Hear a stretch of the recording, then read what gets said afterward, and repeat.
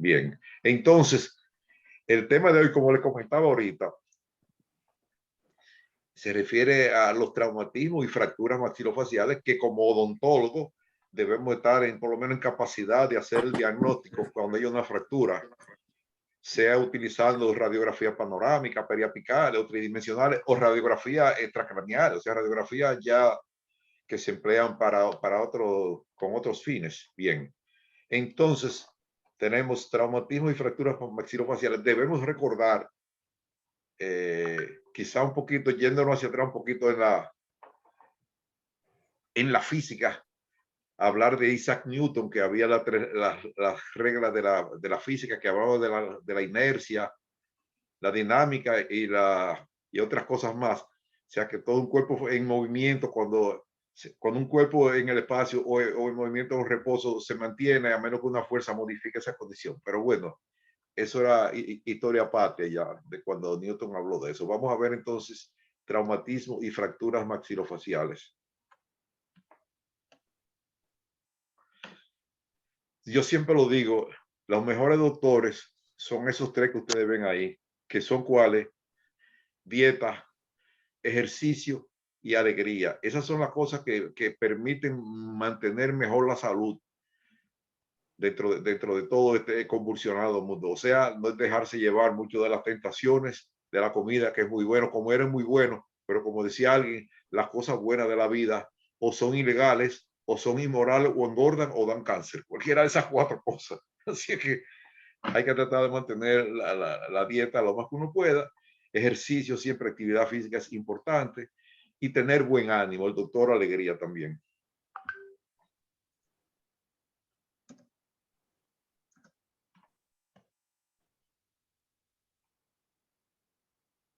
Ahí le están chequeando los reflejos al amigo.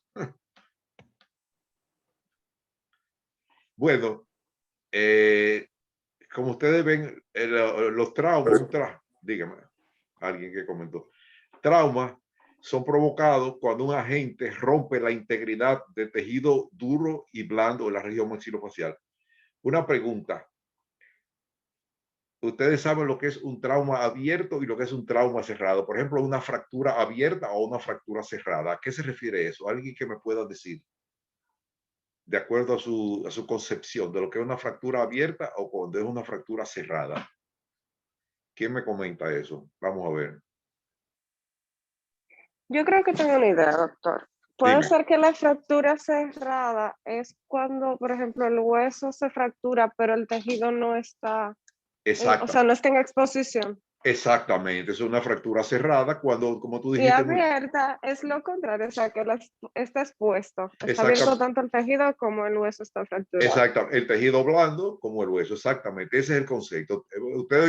Tú oyes y entonces así mismo se habla también de reducción abierta o reducción cerrada. Una reducción abierta, ¿cuándo es? Cuando se hace una incisión, a veces inclusive puede ser que la fractura haya sido cerrada, pero por las condiciones del hueso, si está muy desplazado, hay que hacerla abierta para poder reposicionar los huesos y colocarle placas y tornillos. Hablando, por ejemplo, claro, a veces hay alguna fractura de muñeca o de cúbito y radio que se puede manejar simplemente haciéndole una tracción, alándola y poniéndolo en yeso.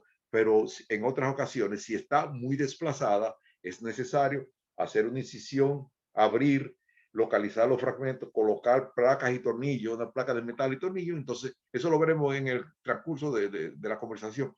Y se coloca placas y tornillos para hacer una mejor reducción, para que se coloquen mejor los fragmentos del hueso. Ustedes saben, eso exactamente. El concepto estuvo muy bien desarrollado. Fractura abierta y fractura cerrada. Muy bien. Clasificación. Vamos a ver. ¿Cómo se pueden clasificar las fracturas? Hay cuatro categorías. Por ejemplo, una que son de la vida civil. ¿A qué se refiere? Caída, riña, un pleito, un evento deportivo, jugando basquetbol, jugando fútbol, se cae de una escalera, un pleito. Esos son de la vida civil, le llaman. Accidentes vehiculares, que constituyen una gran mayoría y son bastante catastróficos, bastante frecuentes, sobre todo las motocicletas en nuestro país. Esos son accidentes vehiculares.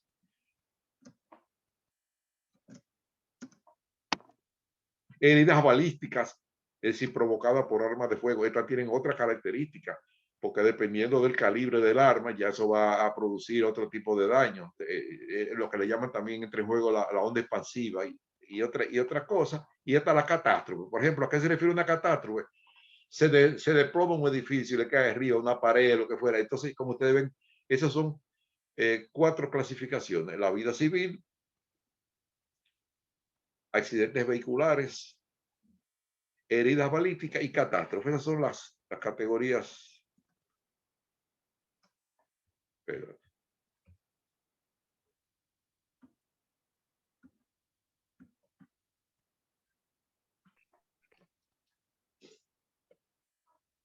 recordar, como hemos dicho siempre, recordar la anatomía para uno saber cómo reconstruir. ¿Cómo se llama eso ahí? Esa zona que yo estoy señalando la flecha, con la flecha. ¿Quiénes se unen ahí? El cigomático. ¿Y quién más? Y el frontal. Exactamente. Entonces se llama fractura frontomalar. Ahí cuando se produce, ese es un punto que lo veremos ahorita entre las otras fracturas. La fractura frontomalar, este es el piso de la órbita. ¿Quién sale por ahí? ¿Qué estructura sale por ahí? El nervio infraorbitario. Exactamente. Entonces, por eso, como veremos más adelante, cuando estemos describiendo la fractura órbito-malar, veremos que el paciente va a tener como adormecimiento de esa región del labio superior, de los dientes, los incisivos de ese lado. Va a tener como una parestesia, un adormecimiento de esa región. Por aquí abajo tenemos el mentoniano, que cuando hay fractura por aquí, el paciente va a sentir el labio un poquito adormecido. Es decir, lo iremos viendo en detalle. Pero bueno, siempre recordar la anatomía. Este es el arco cigomático y estos son los huesos nasales. Muy bien. Miren aquí, esta fue una fractura. Como ustedes ven, esta fractura vino abierta, ¿verdad? Ustedes ven que es una fractura abierta del piso de órbita, una herida, un accidente, lo que fuera. Entonces, estos son placas que vienen así contorneadas, uno más o menos. Estas vienen diseñadas de acuerdo a la curvatura de la órbita, del piso de la órbita. Entonces eso se fija con tornillo. Le puse esta placa para que ustedes vean una exposición más o menos clara de cómo es. Esa fue una herida abierta. Esa no hubo que abrirla. Claro, se retoca, se diseca aquí mejor, o como ustedes ven hay algún sangrado, algunas condiciones especiales, pero esa es una herida abierta. Esa fue. Miren aquí, la ventaja ya de la tomografía tridimensional, cómo se ve. Miren la fractura aquí frontomalar, que es un sitio bastante frecuente, aquí el piso de la órbita, y aquí una fractura supraorbitaria. Generalmente ya cuando las fracturas se nos salen en el área maxilofacial, cuando las fracturas ya se convierten en supraorbitaria, ya hay compromiso de la fosa cerebral anterior. Entonces ya eso es bueno trabajar con el neurocirujano por si hay alguna lesión, algún compromiso. Uno pudiera levantarla, pero entonces puede ser que haya compromiso ya de la masa encefálica y eso se maneja ya más bien con neurocirugía conjuntamente. Bien. Aunque en el área maxilofacial, en muchas ocasiones el paciente uno no es que lo toca recibirlo, pero hay que tener una idea de qué se hace. Tratamiento de urgencia. ¿Qué es lo primero? Ventilación pulmonar. ¿Qué ustedes entienden que quiere decir eso, ventilación pulmonar? Alguien que me describa eso. ¿A qué se refiere esa condición de ventilación pulmonar?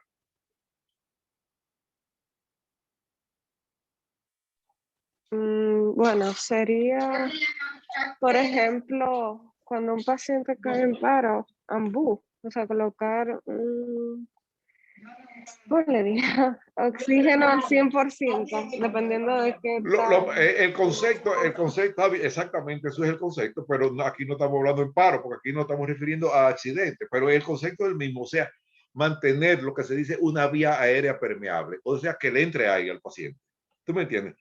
Eso es lo importante, o sea, ventilación pulmonar se refiere al hecho de uno conseguir una vía por la cual le entre aire al paciente, sea por la nariz o sea por la boca, por cualquiera de las dos vías, generalmente. Si no le entra bien por la nariz, se pone un ambú, como tú bien dijiste, o si es necesario, hasta se intuba. Pero bueno, ese es el caso. Ventilación pulmonar, mantener una vía aérea permeable. Otra condición importante también, que se refiere a controlar la hemorragia. Esa es otra cosa importante, porque si no se controla la hemorragia, el paciente se va a chocar, se va a desangrar. Muy bien. Manejo del shock. tan pronto un paciente llega a la emergencia o se va a atender en el sitio que tuvo el problema, hay que estabilizar el paciente, lo que se llama, ¿cómo? Colocarle una vía, una línea para transfundir suero para mantener el volumen plasmático para que el paciente no se choque, porque si está perdiendo mucha sangre, por un lado, por lo menos mantenerle el volumen a base de soluciones. Movilizarlo adecuadamente. ¿A qué se refiere eso? No es como mucha gente piensa que cuando hay un accidente usted lo agarra y es como tirar un saco de arroz en una camioneta. No, eso tiene su protocolo y hay que tener su cuidado. Entonces, una movilización adecuada se refiere sobre todo mayormente al manejo del cuello y de la columna vertebral, porque si tú manejas mal el cuello, ese paciente va a quedar cuadripléjico ya, porque todo lo que venga de abajo y desde el cuello hacia allá va a quedar comprometido. Entonces, el manejo de la columna cervical, eso es muy importante, movilizarlo adecuadamente. Eso lo veremos también. Y también la columna hacia abajo, ya el otro segmento que queda. Importante, dime. Aquí eso es imposible, porque aquí, mayoría de veces, desde que una gente tiene un accidente, lo primero que hacen es arrastrarlo. Bueno, ese es un manejo inadecuado. Por eso, afortunadamente, nosotros tenemos ya el 911, que es un personal especializado que va y sabe cómo manejarlo. No, por eso lo comento. La gente piensa que es agarrarlo y tirarlo inadecuadamente. No, ustedes verán ahora en el desarrollo cómo es el protocolo que se debe seguir. No, lo veremos con algunos detallitos importantes. Sobre todo, fíjense, los automóviles ya tienen un cabezal. ¿Para qué ese cabezal? Para que cuando le den por atrás y el paciente frene, que no tenga lesión en el cuello, porque si no lo frenan, el cuello se va hacia atrás, entonces se lesiona y ahí vienen ya otro tipo de condiciones de cuadriplegia y otras cosas más. Miren aquí, como dijimos ahorita, lo primero, mantenimiento de la vía aérea, o sea, se refiere esto, y control de la columna cervical, eso es importante. La respiración y la ventilación, como ustedes muy bien dijeron, usar un ambú o intubarlo o lo que fuera, manejo de la circulación sanguínea y controlar la hemorragia, inmediatamente colocar una línea para transfundir de soluciones electrolíticas que se pudiera estabilizar. Déficit neurológico, eso es una evaluación que se hace rápidamente, pero se determina inclusive ya después cuando el paciente esté en la emergencia, desvestirlo para ver si tiene alguna herida atrás, ¿sí? Porque no solamente los golpes van a ser en la cara, un accidente de tránsito es algo aparatoso. Más o menos esas 5 condiciones son las más importantes. Muy bien, aquí fíjense, esto se llama, ¿alguien sabe ustedes cómo se llama ese aparatico que dice ahí, que estamos colocado ahí? Quizás no lo han visto mucho, pero después se familiaricen con él. ¿Ustedes saben cómo se llama eso? Ay, doctor, el nombre no lo recuerdo, pero la función creo que sé cuál es. Dime, ¿cuál es la función? La función es despejar la vía aérea para colocar una intubación. Miren, podría decirse. Mira, exactamente. Esto se llama cánula de Mayo. Mayo, así como Mayo, como el mes. Eso se llama Mayo no por el mes, sino porque fue diseñada en la clínica Mayo, que es una clínica importante en Estados Unidos, clínica Mayo. Entonces se llama cánula de Mayo. Como ustedes ven aquí en la diapositiva de la letra B, aquí. Miren, eso es la lengua. Cuando hay fracturas dobles de mandíbula, como veremos adelante, la lengua puede irse hacia atrás por pérdida de la inserción muscular. Entonces, ¿qué se hace en esos casos? Miren, como ustedes ven, le dan un punto en la lengua para traccionarla hacia afuera y se coloca la cánula de Mayo. Eso garantiza la entrada de aire por ahí. La entrada de aire por la boca. Lo ideal es por la nariz, pero si no se puede por la nariz, lo importante es que le entre aire. Se coloca la cánula de Mayo aquí y por ahí le entra aire, se ala la lengua para que no se la trague y si hay que controlar la hemorragia, cualquier cosa, el paciente por lo menos tiene la vía aérea garantizada, que es lo primero. Lo primero es el oxígeno. Si no hay oxígeno, en pocos minutos el cerebro ya colapsa. Entonces, cánula de Mayo se llama eso, para garantizar la vía aérea permeable. Miren aquí, como ustedes ven, una fractura doble de mandíbula. ¿La ven aquí? ¿Qué se hace? Se agarra el fragmento por arriba y por abajo, se tracciona hacia afuera y si es necesario se le da un punto a la lengua y se ala la lengua. Si usted ve que la lengua se está yendo muy hacia atrás, lo están viendo ahí, eso se hace. Se coloca la cánula de mayo y el paciente estabilizado. A veces hay que hacer otras maniobras que las veremos más adelante. ¿Qué esta otra maniobra cuál es? Si el paciente tuvo un impacto de frente y está sangrando mucho, se hace lo que se llama un taponamiento nasal, porque el paciente comienza a botar sangre a chorro. Ahí está arriba el plexo de Litt, el plexo de Kieselbach, que son estructuras que están dentro de la mucosa nasal y sangra, pero a chorro. Entonces, ¿qué se hace?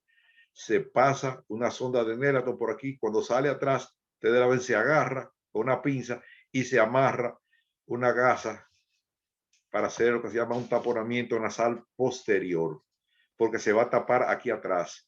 Mírense, cuando ese rollo de gasa que está aquí se ala por aquí con esta sonda de Nelaton, eso tapona ahí y evita que toda esa sangre vaya a ser deglutida por el paciente. Tengan en cuenta que un paciente que no está consciente, si comienza a deglutir sangre, esa sangre puede irse a vías aéreas y complicar la situación. Entonces, por eso se hace un taponamiento nasal posterior, se llama esa maniobra, taponamiento nasal posterior. Estos son unos paqueticos de gasa que se arman a propósito y se arman con dos soguitas para colocarlos cuando se alen hacia atrás. Control de la hemorrea. Miren aquí. Miren el taponamiento, como está colocado atrás en la orofaringe. Y entonces ya después que está colocado, se hace un taponamiento anterior para controlar. Fíjense cómo se mete gasa por aquí atrás y gasa por la nariz. Ya con eso, con esos paquetes de gasa y se amarran, ya por lo menos la hemorragia está controlada, que es lo más importante para que el paciente no vaya a broncoaspirar, porque si esa sangre se le va y broncoaspira, ya tenemos otra complicación agregada. Entonces ahora tenemos lo que se llama el shock. Como bien dice, ¿qué dice ahí? Alguien que me lea. ¿Qué dice lo que es un shock? Es un estado de falla cardio. Es un estado de falla cardiocirculatoria caracterizado por inadecuada perfusión tisular que resulta en déficit de oxígeno, de nutrientes en la célula y en acumulación de metabolitos y productos de excreción. Exactamente, como ustedes ven, o sea, los tejidos reciben un déficit, se mantienen un déficit de oxígeno y de nutrientes, entonces todos los metabolitos que se acumulan, el anhídrido carbónico, todos los subproductos de la respiración y todas las cosas, van creando un círculo vicioso y el paciente se va metiendo en un problema. Entonces es un shock, básicamente un estado de falla cardiocirculatoria, o sea, el corazón y la circulación se comprometen y entonces es un círculo vicioso, llega poco oxígeno y cada vez se va complicando más. Entonces, por eso recuerde que la primera medida es mantener una vía aérea permeable. Eso es lo primerito, garantizar el oxígeno. De ahí en adelante, entonces, ¿por qué se caracteriza el shock? Miren aquí, por palidez, el paciente se pone pálido y frío, se pone blanquito, las venas subcutáneas bajan, taquicardia, es decir, taquicardia porque el corazón comienza a incrementar la frecuencia cardíaca para que aumentar el bombeo. El paciente se pone angustiado, aprensivo, mentalmente puede ser que no responda. Oliguria, ¿qué quiere decir eso? ¿Qué es eso de oliguria?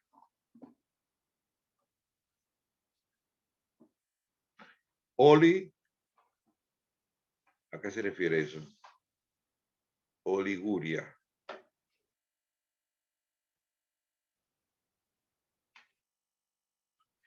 Eso es el concepto, es disminución de la cantidad de orina que se excreta. Ustedes saben, eso debe estar, la cantidad de orina en 24 horas debe estar en 2000 y algo cc. Por eso ustedes ven que los pacientes cuando llegan a emergencia, aparte de colocarle una vía aérea permeable, de poner una vía aérea, también se le coloca una sonda vesical para poder medir la cantidad de líquido que elimina, porque si tú comienzas a pasarle soluciones y tú no sabes, cuando viene a ver el paciente te puede meter un edema agudo de pulmón por la cantidad de líquido. Entonces de esa forma se monitorea la cantidad de líquido y se sabe cómo está respondiendo. Esas son medidas que se hacen vía aérea y colocar una sonda vesical para eso mismo. Entonces ya signo electrocardiográfico de isquemia secundario a la insuficiencia de la irrigación del flujo coronario. Esas son las, más o menos, los puntos más importantes de lo que viene siendo un shock. Miren aquí lo que comentábamos ahorita. ¿Qué dice ahí? Movilización del paciente, ¿verdad? Que ustedes muy bien dijeron que aquí la gente cuando hay un accidente lo agarran y lo tiran inadecuadamente, pero afortunadamente ya eso cada vez ocurre menos, porque ya hay más conciencia de ese manejo, tú sabes. Mírenlo aquí.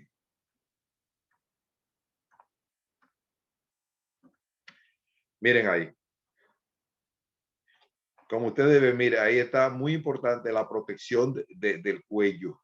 Y fíjense que eso es una tabla rígida, que el paciente prácticamente está derechito, no va a tener posibilidades de que la columna sufra siempre. Ustedes ven que muchas personas cuando tienen accidentes de tránsito, a los pocos días después le colocan un collarín, lo que dice un cuello ortopédico. Eso es para evitar que la columna se movilice, pues si está inestable. Eso le colocan casi siempre cuando hay accidentes de tránsito. Esa es la medida número uno, colocarle entre las otras también colocarle un cuello ortopédico cuando llega, para evitar que la columna se vaya a desplazar, que la columna cervical se desplace y vaya a crear problemas, complexo braquial y demás terminaciones nerviosas. Entonces, eso es importante, manejar adecuadamente el paciente, columna cervical y la columna en general. Miren aquí, ¿qué es eso que dijimos ahorita que tiene colocado en la boca? Que lo vimos ahorita. Cánula de Moya. De mayo. Miren, si no, no importa. Como ustedes ven por ahí, le penetra aire y si ustedes recuerdan bien, eso tiene una curvatura que mantiene la lengua deprimida y le entra aire. Miren aquí como tiene un taponamiento. Ese es un taponamiento nasal anterior y posterior, como ustedes ven. Eso le garantiza, mira, la cánula está amarrada hacia atrás para que no se la saque. Y mira la fractura nasal y la herida que tiene bastante importante, ¿verdad? Eso es un trauma que posiblemente chocó casi de frente con la cara y todo. Bien. Otra medida también que es ayuda es lo que se llama el vendaje de Barton. Así se lo voy a escribir en cosas. Vendaje de Barton. Lo estoy escribiendo en el chat para que lo vean ahorita. De Barton. Muy bien.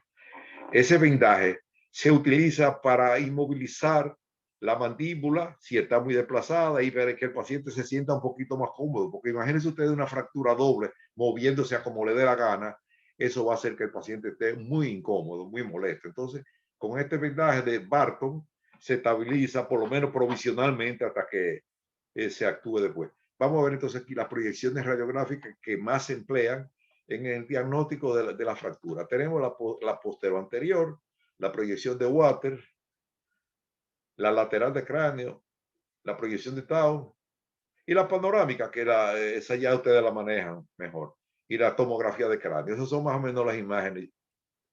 Después la resonancia magnética, otra cosa, ya se utilizan, pero con otros fines. Esta es la postero anterior, como ustedes ven. Miren cómo se coloca el cráneo.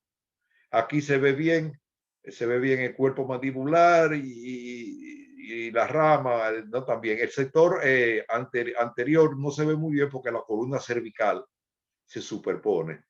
Por eso se utilizan otras técnicas, pero ahí por lo menos está una radiografía postero anterior. Esta es la proyección de Waters, muy utilizada también para ver senos paranasales. Para diagnóstico de sinusitis y fracturas de malar es muy útil, muy buena. Afortunadamente ya uno con la tomografía ya muchas de estas técnicas ya a veces el paciente cuando llega en condiciones un poco extremas no se puede estar colocando en tantas posiciones distintas, que hacia un lado, que hacia el otro. Y con una tomografía se puede visualizar prácticamente todo tipo de fractura craneofacial. Miren, aquí está la de Water. ¿Qué es esa estructura que se ve ahí? Eso que está ahí. Arriba los senos maxilares, exactamente, arriba de los molares. Aquí se vería si hubiera una fractura de órbita, una fractura nasal. Esa tiene su uso, la de Water. Como les digo, ya casi todos los centros disponen de radiografía, de tomografía. Entonces, muchas de estas técnicas ya no se emplean tanto. Esta es una lateral que se usaba mucho para ver fracturas nasales. Y esta es una de Townes para ver cóndilo mandibular. Fíjense, ahí como se ve muy bien el cóndilo. Como ustedes se ven en una radiografía que está un poco elongada, es así a propósito, elongada para que se pueda ver la proyección del cóndilo y la articulación temporomandibular. Miren ahí. Hay otra técnica para ver, proyección de Town se llama. La panorámica, que eso es prácticamente del dominio del odontólogo, pero que a veces puede resultar útil, porque miren aquí, lo bueno que resulta que ustedes ven ahí. Fractura de la mandíbula. Una fractura de mandíbula en un paciente de déntulo, como ustedes ven, ¿verdad? Entonces, si el paciente no tiene otro trauma, porque el problema es que la panorámica tú tienes que sentarlo, el paciente tiene que estar más o menos bien consciente, orientado, alerta, para que tú puedas hacer la técnica. Si el paciente está en esa condición y se puede hacer una panorámica, perfecto. Pero la mayoría de las veces cuando hay un accidente importante, el paciente no puede sentarse, no está consciente y tiene molestia, entonces se manejan otras técnicas. Lo importante es uno tenerlas todas en la cabeza. Mira aquí otra fractura, como ustedes ven aquí en otra región. Muy bien, mira aquí tiene una fractura aquí y otra fractura aquí. Muy bien. La 3D también, la tomografía, miren cómo se ven. Miren una tomografía. ¿Qué ustedes ven ahí en esa tomografía?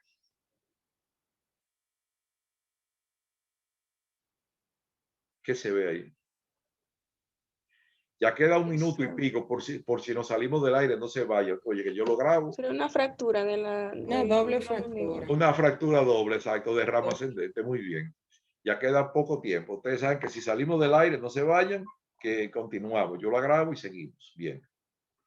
Miren aquí, una fractura doble con una técnica posterior-anterior. Esta fractura quizás debió haberse manejado con reducción abierta, porque miren que aquí la oclusión está bien, pero estos fragmentos óseos están un poquito distalizados. Entonces lo ideal era haber hecho una reducción abierta y este fragmento ponerlo aquí, que pegara mejor. Usted sabe, ella va a pegar como quiera, pero entonces va, quizás de este lado no está muy desplazado, pero de este lado sí está bastante desplazado. Él le colocaron su fémur y la mordida está bien. No negamos que la mordida esté bien, pero este fragmento se debió haber estabilizado mejor. Pero no estamos criticando, sino enseñándolo para que se vea que a veces con la simple colocación de férulas de Eric no se resuelve el problema. Queda menos de un minuto ya para que sepan. Miren aquí, tomografía donde hay fractura de órbita, de piso de órbita, fractura de mandíbula. Aquí están una muestra de varias fracturas. Aquí, bueno. Vamos a ver fractura mandibular. Si salimos del aire, entonces empezamos ahí. Ustedes oyen la fractura mandibular. Yo creo que ya casi estamos menos de un minuto. Así que no se nos vayan del aire. Bien. Las fracturas mandibulares las dividimos. Miren aquí, el diagnóstico se puede hacer rápidamente, a veces con la mano, moviéndola y con el paciente. Si nosotros vemos que hay una separación ahí, que hay un dolor, ya podemos más o menos irnos orientando y saber que hay una fractura. Aparte de eso, siempre hay que complementarla con la técnica radiográfica. No podemos llevarnos de la clínica solamente. Hay que complementar todo.